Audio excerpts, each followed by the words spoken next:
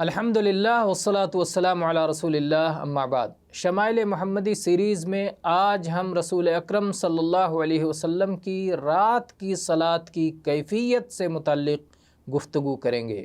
حذیفہ ابن یمان رضی اللہ عنہ بیان کرتے ہیں کہ انہوں نے رسول اکرم صلی اللہ علیہ وآلہ آلہ وسلم کے ساتھ رات کی صلاۃ ادا کی۔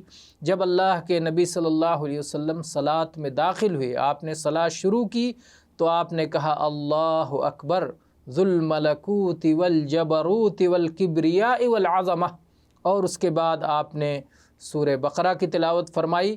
پھر آپ رکوع میں چلے گئے تو آپ کا رکوع آپ کے قیام ہی کی طرح تھا، یعنی جس طرح آپ نے قیام لمبا فرمایا اسی طرح سے لمبا رکوع بھی فرمایا۔ پھر کہتے ہیں آپ رکوع میں کہتے تھے سبحان ربی العظیم، سبحان ربی العظیم۔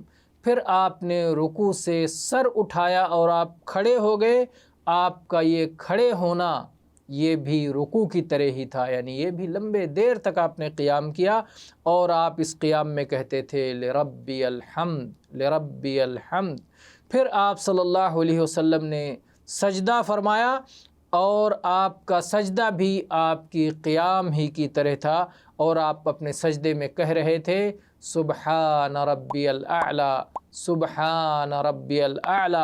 اور پھر اس کے بعد آپ نے اپنے سجدے سے سر اٹھایا، اور دونوں سجدوں کے درمیان آپ جو بیٹھے وہ سجدے ہی کی طرح تھا، یعنی اسی قدر طویل نشست اور طویل بیٹھک تھی، اور آپ اس میں کہہ رہے تھے رب اغفر لی، رب اغفر لی۔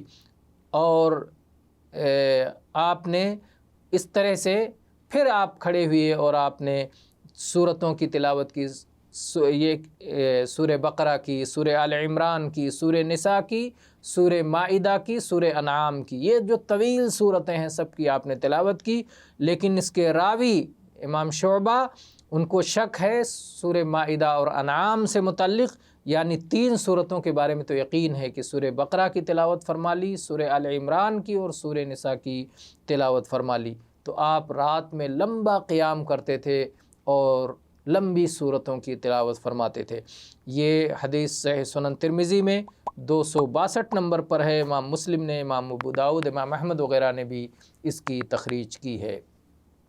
واللہ اعلم والحمد للہ رب العالمین۔